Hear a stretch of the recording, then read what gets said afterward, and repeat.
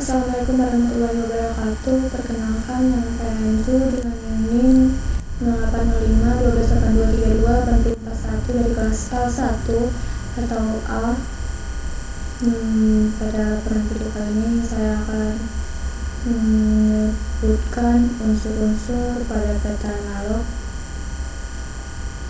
dan fungsinya. Itu unsur yang pertama, judul peta. Judul peta berfungsi untuk mengidentifikasi dan menjelaskan isi peta, memberikan konteks tentang area dan informasi yang ditampilkan, dan membantu pengguna memahami tujuan peta tersebut. Skala peta berfungsi sebagai penunjuk hubungan antara jarak di peta dengan jarak yang sebenarnya. Jadi, pengguna dapat mengukur dan mengonversi jarak di peta ke jarak yang sesungguhnya, serta memahami detail peta tersebut. Yang ketiga, ada tanda peta. Fungsi dari tanda peta biasanya berupa huruf N untuk menunjukkan arah utara, yang berfungsi sebagai orientasi arah, seperti namanya, membantu pengguna memahami arah peta dan membandingkannya dengan area di dunia nyata. Terus ada tata warna. Tata warna pada peta digunakan untuk membedakan berbagai jenis informasi seperti jenis tanah, penggunaan lahan, dan elevasi. Warna yang berbeda memudahkan interpretasi data dan membantu pengguna mengenali fitur geografis dengan lebih cepat. Yang kelima, ada simbol peta. Simbol peta itu dapat berupa gambar atau icon yang digunakan untuk mewakili fitur geografis dan objek di peta seperti bangunan, jalan, dan sungai. Simbol ini berfungsi sebagai mempermudah pembaca dalam mengenali dan memahami informasi yang disajikan. Yang keempat, lettering. Yang keenam itu lettering. Lettering pada peta mengacu pada penggunaan teks untuk memberikan nama tempat, label, atau informasi penting lainnya. Ini membantu dalam identifikasi fitur geografis seperti kota, sungai, atau gunung, serta menjelaskan berbagai elemen yang ada di dalam peta. Yang ketujuh, ada legenda. Legenda berfungsi sebagai keterangan data yang diolah, dan legenda peta adalah bagian yang menjelaskan arti simbol, warna, dan tanda pada peta. 8. Insert peta. Insert peta itu area kecil yang terletak biasanya di pojok atas pada peta yang menunjukkan detail tambahan peta yang lebih besar dari suatu bagian tertentu. Ini sering digunakan untuk memperbesar area yang kompleks atau memberikan informasi tambahan seperti lokasi peta di suatu wilayah yang lebih luas. 9. Untuk unsur peta yang ke-9 itu ada garis astronomis. Garis astronomis pada peta seperti garis bujur dan garis lintang digunakan untuk menunjukkan koordinat geografis. Garis ini membantu menentukan lokasi suatu titik di permukaan bumi dengan cara mengukur jarak relatif dari ekuator dan meridian utama. Yang ke-10, garis tepi. Garis tepi fungsinya itu untuk mendefinisikan batas-batas objek atau area dalam suatu gambar atau citra. Singkatnya itu garis tepi, garis yang membatasi peta. 11. Yang ke-11, tahun pembuatan pada peta untuk menunjukkan kapan peta tersebut dibuat atau diterbitkan. Terus selanjutnya ada menjelaskan peta rupa bumi yang banyak menampilkan materi kajian geografi. Unsur-unsur dalam kajian geografi terdiri dari fisikal dan sosial, ekonomi, dan budaya. Penjelasannya itu geografi fisika memfokuskan pada fitur alam seperti pegunungan, sungai, dan danau, serta bentuk permukaan bumi seperti kontur dan elevasi. Yang kedua, sosial. Sosial menunjukkan distribusi populasi, pemukiman, dan batas administrasi, membantu memahami pengaruh sosial dan penggunaan lahan di perencanaan wilayah. Yang ketiga, ekonomi menggambarkan aktivitas ekonomi seperti pertanian, industri, dan perdagangan serta sumber daya ekonomi yang ada di dalam suatu daerah atau wilayah. Yang keempat, budaya mencakup informasi tentang aspek budaya seperti bahasa, agama, dan kebiasaan lokal yang berpengaruh pada pembagian wilayah dan interaksi masyarakat.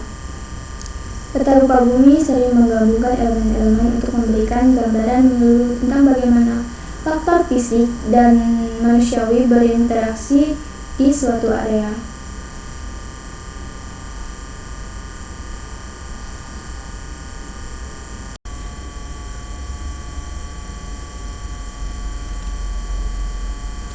Untuk pengunduhannya kita bisa ketik aja Tanah Air Indonesia atau RBI, Rupa Bumi Indonesia, terus kita klik yang ini. Kita pilih data RBI per wilayah.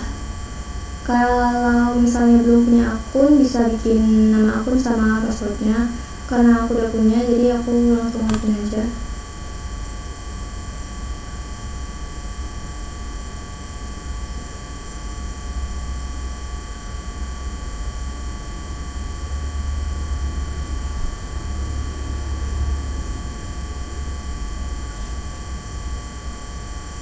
Masih loading sinyal.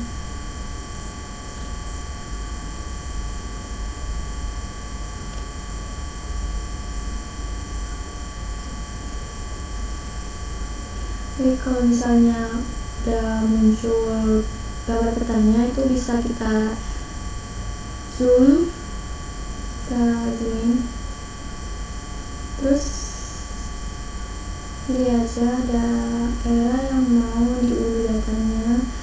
Contoh misal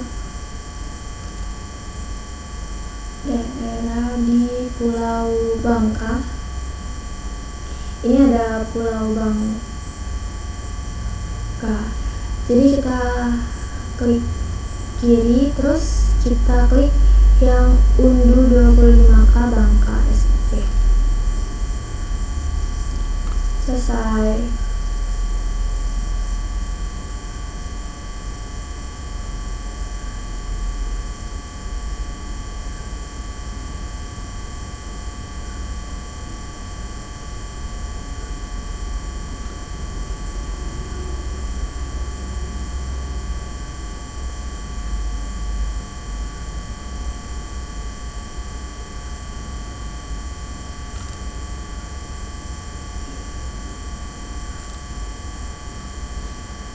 Baik, untuk selanjutnya itu fungsi dari pengunduhan data rupa bumi ini.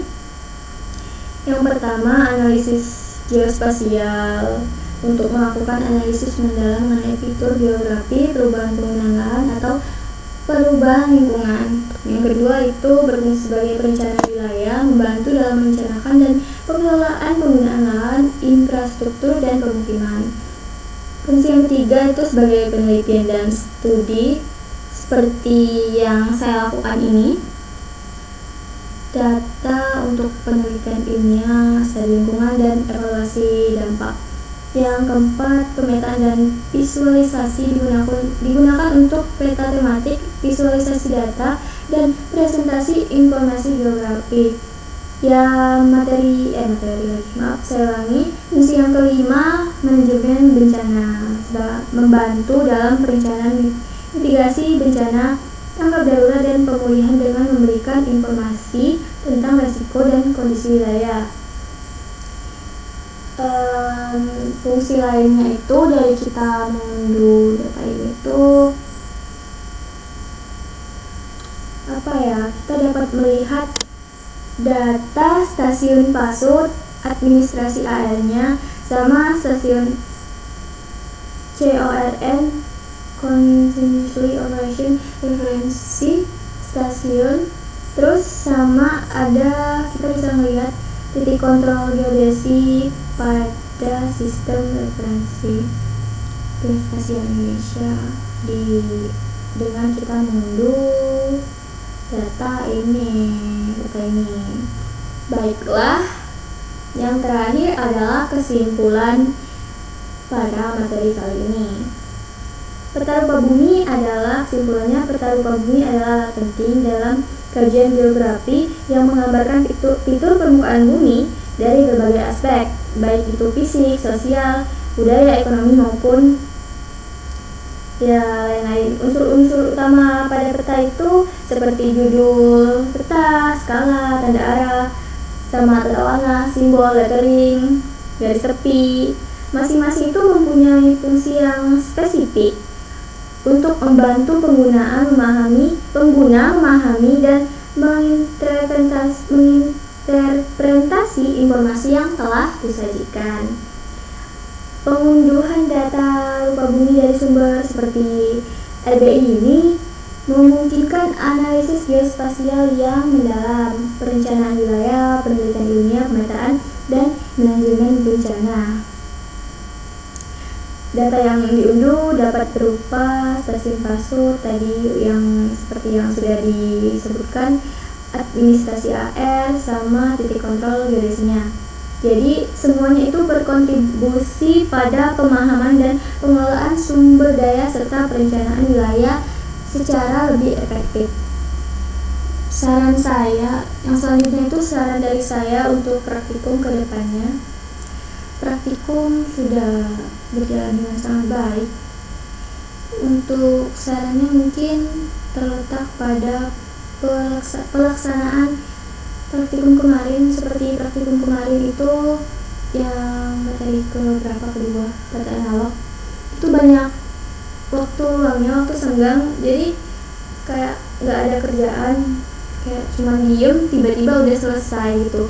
Banyak waktu yang terbuang padahal bisa kita pakai buat apa, atau mungkin misalnya bisa